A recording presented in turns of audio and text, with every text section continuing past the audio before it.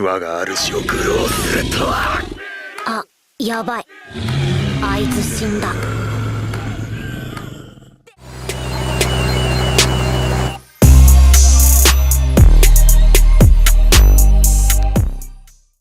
What's going on, everybody? It's your boy, the Mr. Fox, back in the house finally after being sick and a whole bunch of other stuff. So this is my review of That Time I Got Reincarnated as a Slime episode 10 and 11.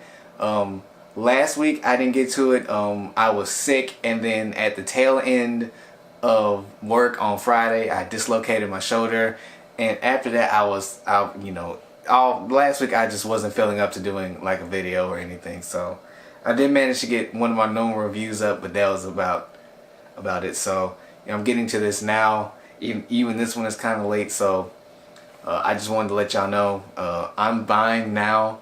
So we're gonna try and get back into the swing of things.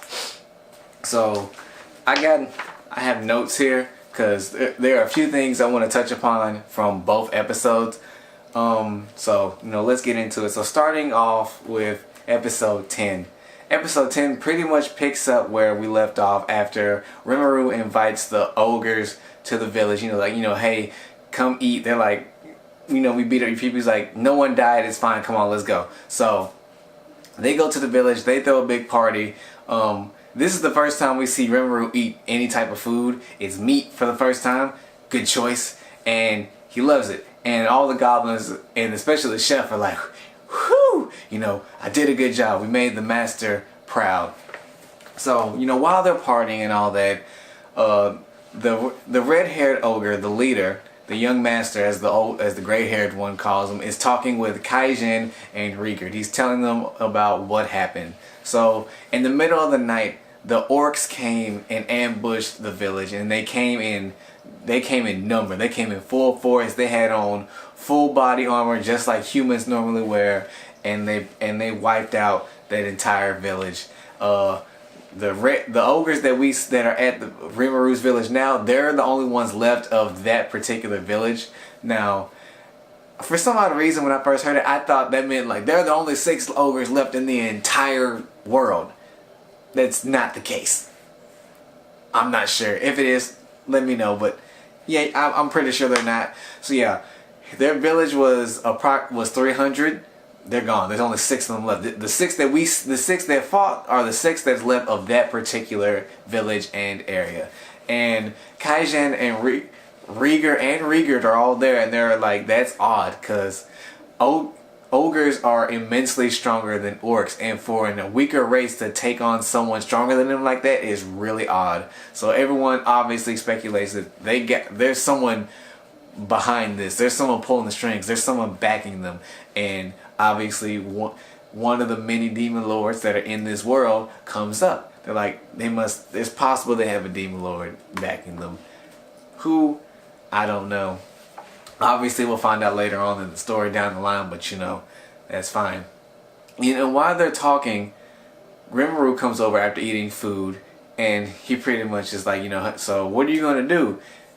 The young master doesn't know.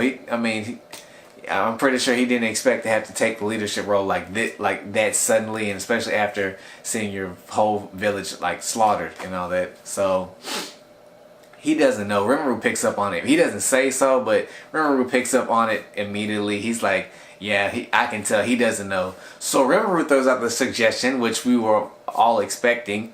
He's like, hey, why don't you become my subordinates? He's like, obviously I'm not at if you become my subordinates, you get room and board, and also when you fight, I will help you because I will never leave a friend behind.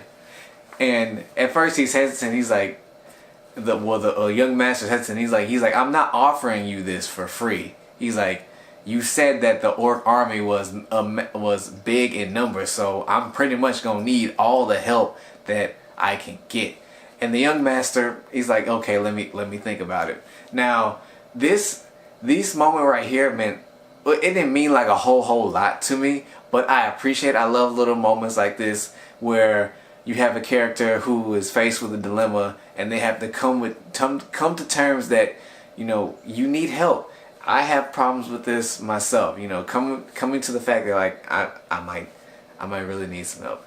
You know, as the young master is walking into the forest, the blue-haired one, the ninja that wields the double katanas, he's like, you know, he's like, it's not a bad offer. He said, but at the end of the day, it's your decision, and we will follow whatever you and the princess decide. And the princess is his little sister with the pink hair. That's the pink-haired ogre that knows the spells and was keeping Ranga busy during episode 9's little scuffle with them. So he goes into the forest and he punches a tree because he's upset. He's like, if only I was stronger. And that resonates with me. Like, not like physically stronger, but you know, I just, you know, I wish I was able to handle this without having to bring other people getting other people involved. You know what I'm saying? Because sometimes you're just like, I didn't want to get no one involved with whatever the problem might be.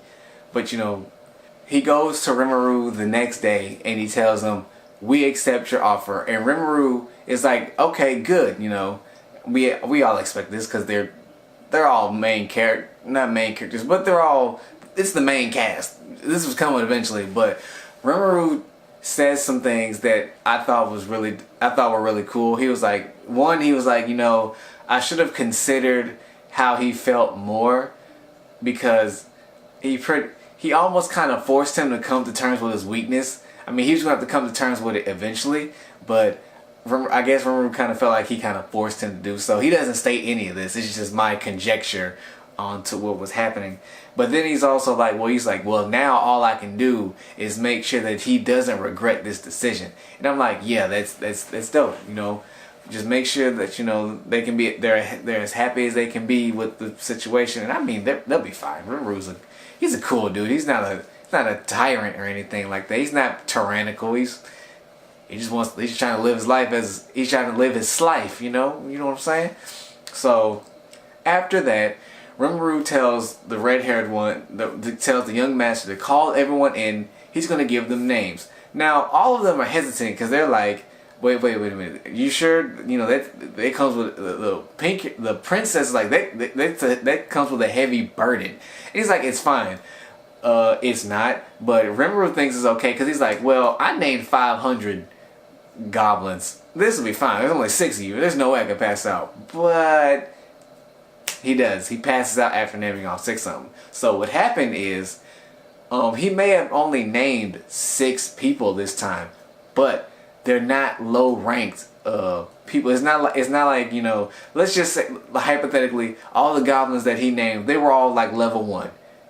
You know, he didn't use that much magic, you know, naming them. But let's just say that all these ogres, they're like level 30 or 40 or something. They're of a higher caliber. So they're going to require more experience or magic molecules, you know what I'm saying, to go to that next level or get up, you know, make sure they get the proper power boost they would get from being named. So this is where my list comes in, because I had to write these names down. I remember most of them, but I wanted to make sure that I pronounced them right. So after Rimuru passes out, you know, when he passes out from naming people, he's out for 3 days. So when he awakes in his slime form in the lap of the purple-haired one, or her new name now is called Shion.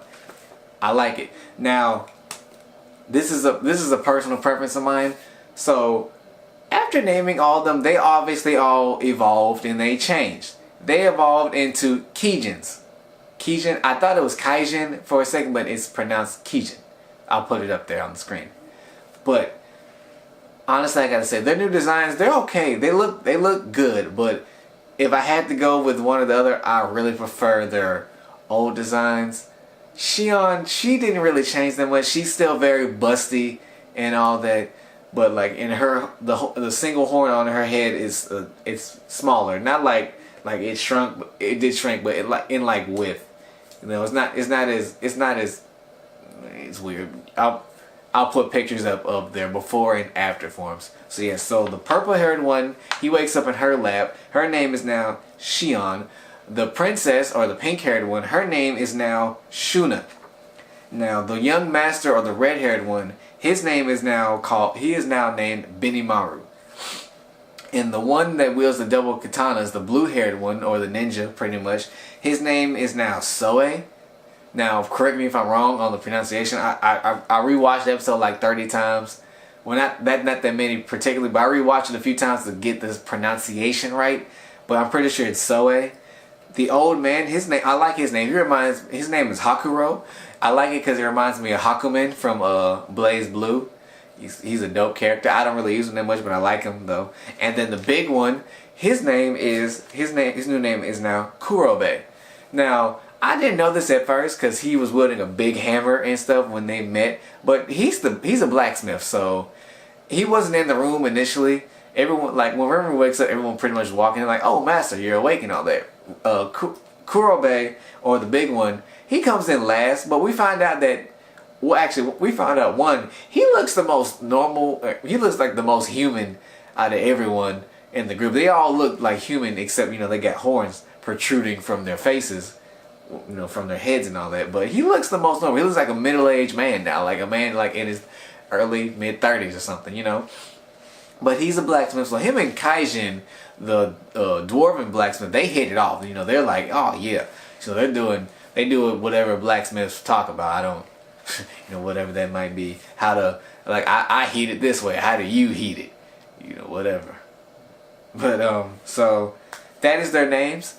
Like I said, their new forms, they're okay. They're not terrible. They're not the most awful thing. But, well, probably besides like Kurobe, I kind of prefer all of their... Oh, actually, no, take it back. I prefer all of their original forms that we saw them when we first met them. I prefer those, but, that's just splitting hairs. Other than that, they look nice. They look really nice. Like I said, they evolved from ogres to a special breed of ogre called a Kijin. I'm going to look more into that later, but, that's fine. And that's pretty much, like, that's it for, like, with them. They get named... They Rimuru can't really remember because he passed out. They announced the names in front of him, and then we cut over to I think the orc army marching. They use CG in this episode. Look, I know some people don't like CG.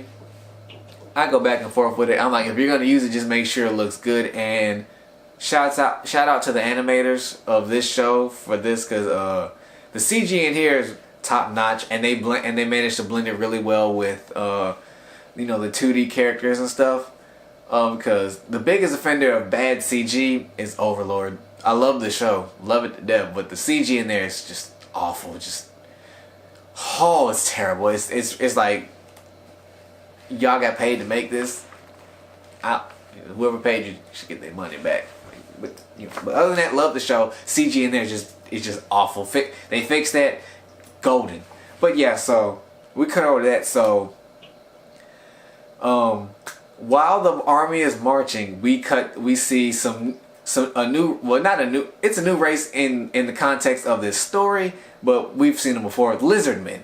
They're watching. They're like, okay, this is a problem. We're gonna go report this back to the chief, or the head person in charge.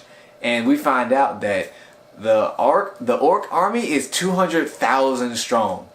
Yeah, so it was no wonder that the ogres lost. Even if I think they weren't wearing like armor, I think they were just won by sheer number alone.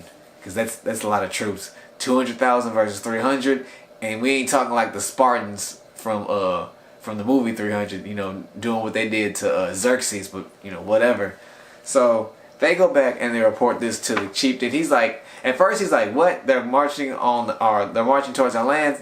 Get the troops ready. We're about to beat these pigs senseless. And then, I forget. One of his subordinates lets him know that they destroyed the ogre's village and all that. And he's like, that's odd. So, well, actually no. This is what happens. After he figures out how big the army is, he's like, okay, we're gonna enlist some help. So he calls his son, and we find out that his son has a name. His son got his name from Gelmud. Gelmud has been popping up. This dude has been all over the place. He's like of a disease. He's all over the place. He's naming people left and right. He has named the lizard man's son. He named Rieger's eldest son, who is deceased, who his second son has now carried the name Rieger. And we also saw Gilmud name that orc in the desert, who I'm pretty sure is the main person leading the army right now. So he calls his son. His son's name is. Side note, I dislike him. I dislike this dude with so much intensity. It's ridiculous. Isn't it? What's his name is? Garbaru. Garbage is what is like. Pompous, arrogant. He lets his subordinates are worse because they're the ones filling this dude's head up. He got Mr. Big Britches going on right now. He just thinks he's the living ish. And I'm like, please kill him. So we'll talk more about him when I get to this week's episode 11. So I mean, that's pretty much the episode. The lizard man find out the orc army is approaching them.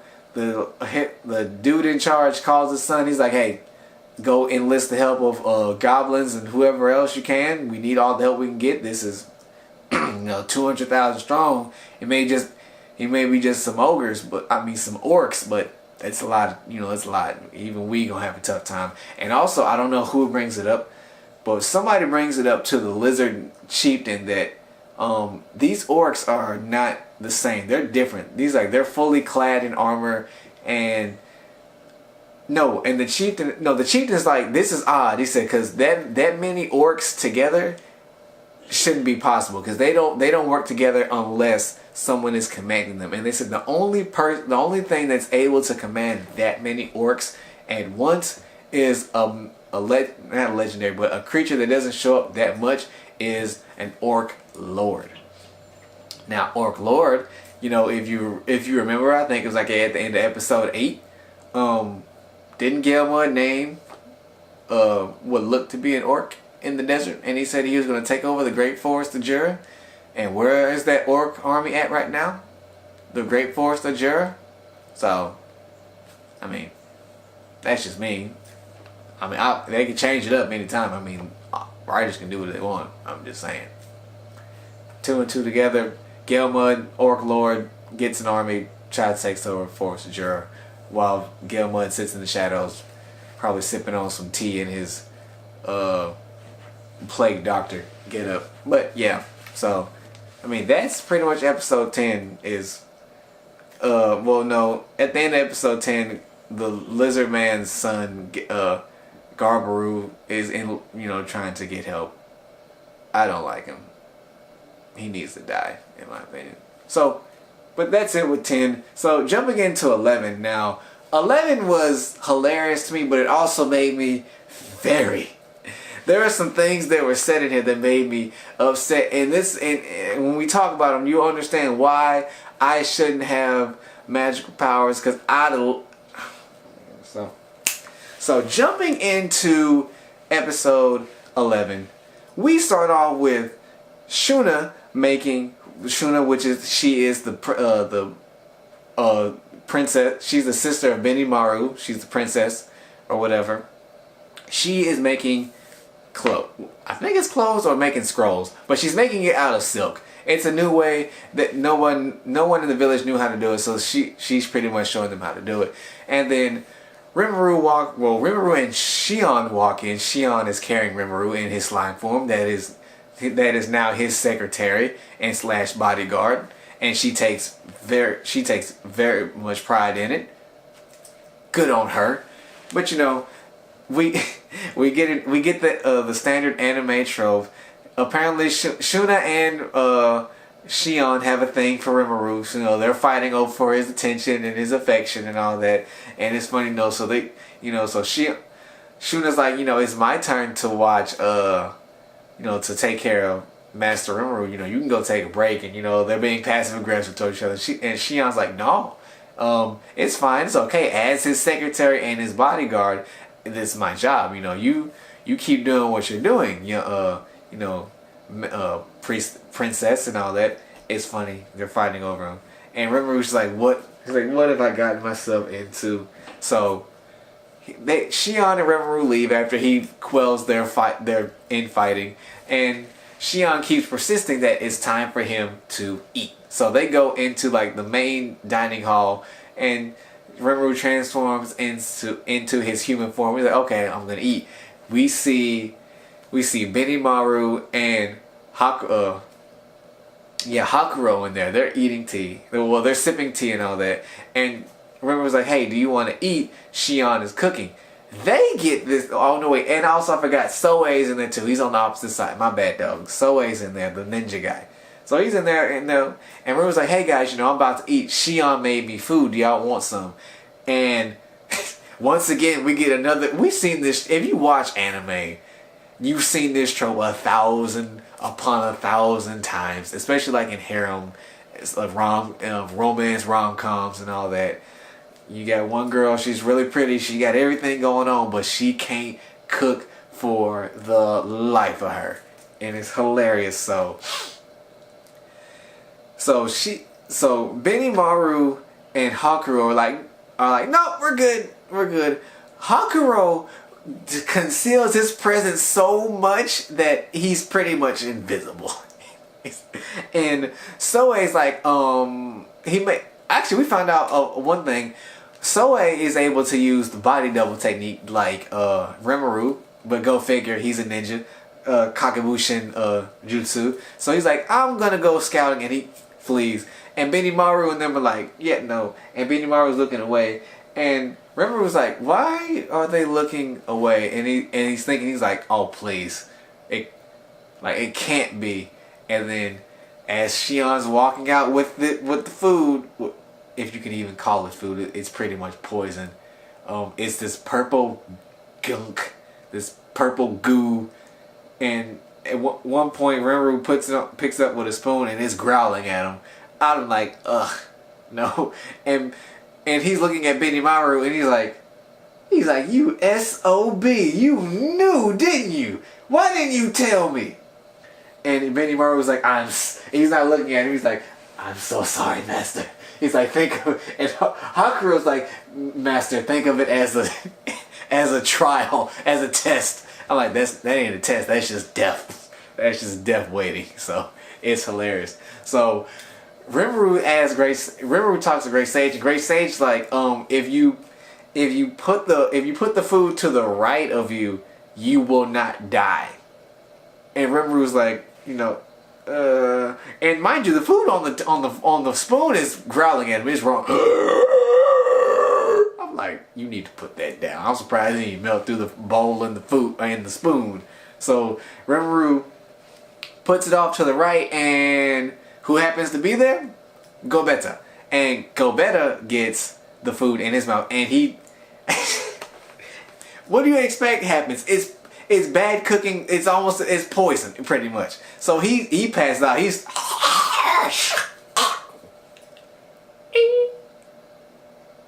and they throw a napkin over there, and they're like, go better. We're sorry. We'll make sure that your death wasn't in vain, and we'll make sure that we improve her cooking. And then because of Benimaru's, it's not a betrayal really. It was just like he's like, you know what? You're in charge of Shion now. And he's like, wait, what? He's like, he's like, that's pretty much what you get for not telling me about this terrible cooking she does. So after that, Rimuru goes, and he goes to visit Kaijin and Kurobe. Apparently he's been in there for 2 hours listening to them talking about doing blacksmith stuff. I don't know how he does it. I mean, I'm pretty sure he probably learned some very valuable things he's probably not really going to apply to anything, because he can make stuff like that without thinking, as long as he has the materials. But then Rieger shows up, and he's like, and Rimuru's like, oh, good timing, and he informs him there's a lizard convoy at the gate requesting to see whoever's in charge. Now I think prior to this we got showed Garbage. I'm calling him Garbage Heap. That's all he is to me, because I can't stand him. I can't stand this guy. I really can't. So prior to that, we see him, getting hyped up by his men, saying you need to hurry up and take your place as the next head And I'm like, dude, you know, this pretty much, I don't know how the world works. You know, some of them sometimes taking over means the death of the head. So like, you want the death of your father like that? That's cold, dog. And I mean, he's an idiot. I mean, he may have a name. He's stronger than your average monster, but still, he's an idiot. I just don't like the dude. Whatever. So he's out there. Rimuru hops on Rika's shoulder, and they're gonna go. That's when, you know, that's when the ogres you know, show up with them. They're like, it's not all of them. It's Shion, it's Benimaru, and it's Hakuro. You know, they all go. They meet up, and the first thing this garbage dude does, Garbaru, he makes not spectacular. I don't want to say spectacular like I was impressed, but he makes a very flashy entrance. You know, the soldiers are stomping and all that, and they stop. He does like, and then he hops off. And then the first thing out this dude's mouth is so disrespectful. And this is the part where I'm telling you. Let me tell you this. So he hops off and he's like, sir. He's like, I am here to save you from the orc army. Serve under me. And I'm like, you know what? This is why I don't have powers, and this is why I'm not in the setting. Because I'm like, what? Because even River was like, huh? Everyone there is like, huh?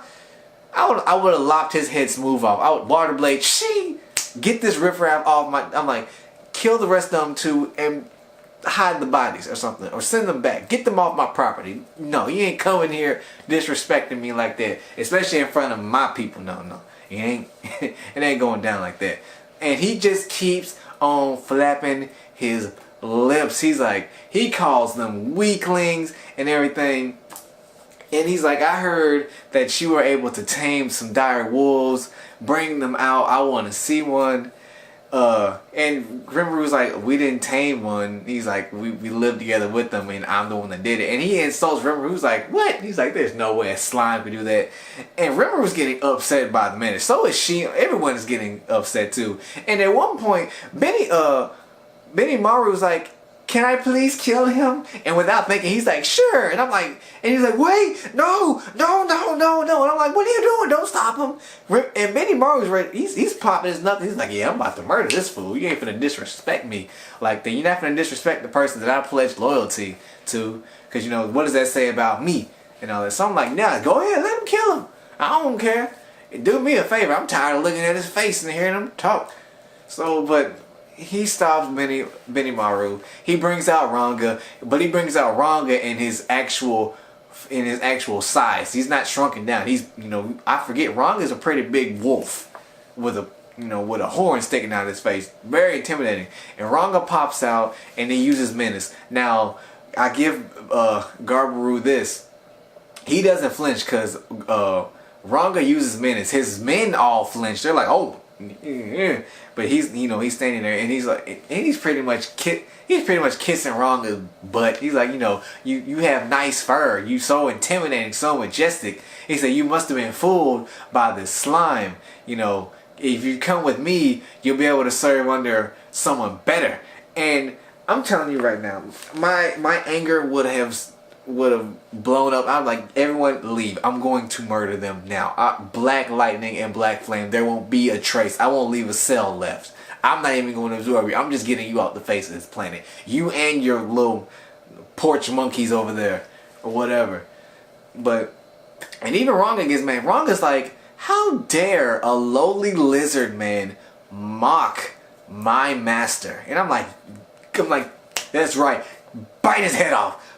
I was waiting for it. And you know, Ranga's getting, he shows a dark aura, and I'm like, yes, he's gonna bite his head off. You bite him. No, we didn't get that. Instead, while all that's going on, Gobetta shows up, and at some point in time, Ranga got the idea. He's like, look, if you can beat him, I'll consider your offer.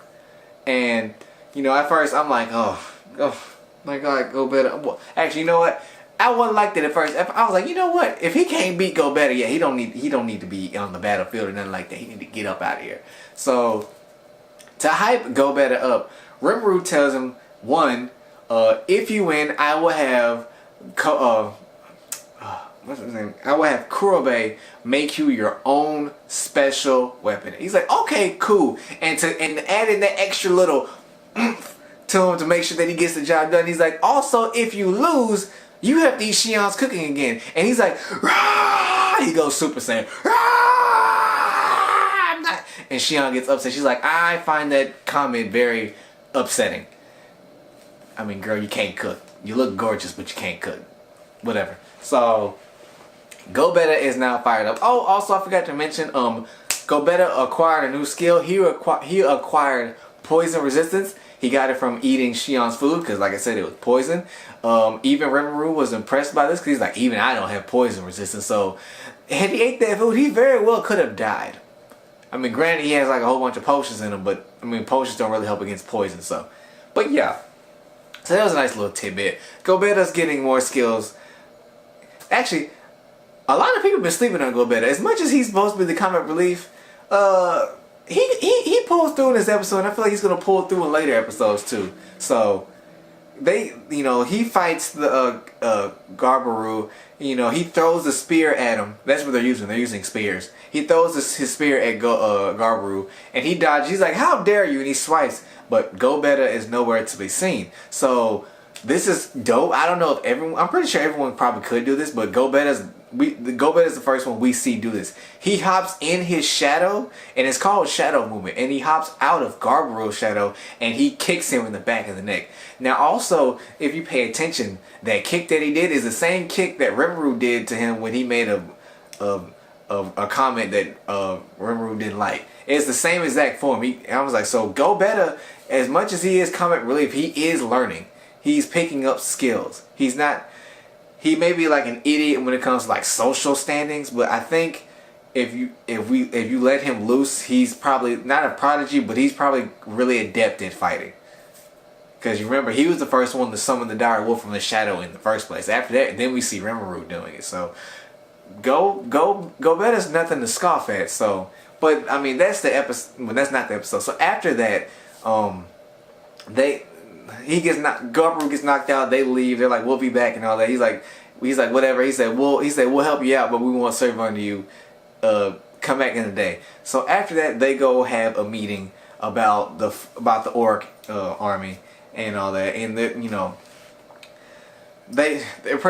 everyone's pretty much not confirming, but they're pretty much like, it has to be an orc. It has to be the orc lord, this creature that only shows up every few hundred years, and a demon lord or someone with immense power has to be backing them. Because other than that, there's no way these orcs would even that many orcs wouldn't be able to cooperate with each other. And then during all that, Soe, one of his clones, comes in contact with a dryad. I thought druid at first, but no, apparently it's dryad. So he tells Rimuru, and he's like, they want to meet with you. Rimuru's like, okay, cool, bring them in. Now, then then the dryad appears in front of him. Her name is Trini. I can't pronounce it. I'm sorry. She comes in front of Rimuru, and she's like, hey, I want you to defeat the Orc Lord, but I'm pretty sure he was going to do that anyway. But now, and that's how the episode ends. Her appearing in front of Rimuru and saying that she wants him to defeat the Orc Lord. So, that, like I said, that's how the episode ends. So, these last two episodes, this episode particularly this week, I really liked them. I really enjoyed them, especially the funny moments in this week's episode. Last week's episode was cool. I thought it was dope that we finally got to see the ogres like Shion, Shuna, Benimaru, Hakuro, Kurobe, and Soe, their new forms. I prefer the older forms, but that's nitpicking. I can live with them and all that. But that was this week's episode. Tell me what you thought about. That was this week's and last week's episode. So tell me what you thought in the comments. Let me know if I missed anything. Try to keep it spoiler free as possible. But if you tell me, I'll probably forget later on anyway. So, but I give both these episodes, high marks. I'm just really, really enjoying the series. I'm really enjoying all the comedic moments. I feel like they're well placed. They're not just wasted. I love the dark and serious moments. I really wish Rimuru or somebody would have lopped Gabiru's head off, but whatever. But you know, that's it for this and last week's episode. Do all the stuff that I normally tell you to do: like, comment, subscribe, hit the bell for notifications when I drop more videos. Be on the lookout. I will be dropping Super Smash Brother content now that it's out. Once I get all the characters unlocked and all that, those videos will be coming soon, along with my live streams. I got a new capture card. Those will be up soon. So, you know, with all that being said, it's your boy Fox. Out. むぐ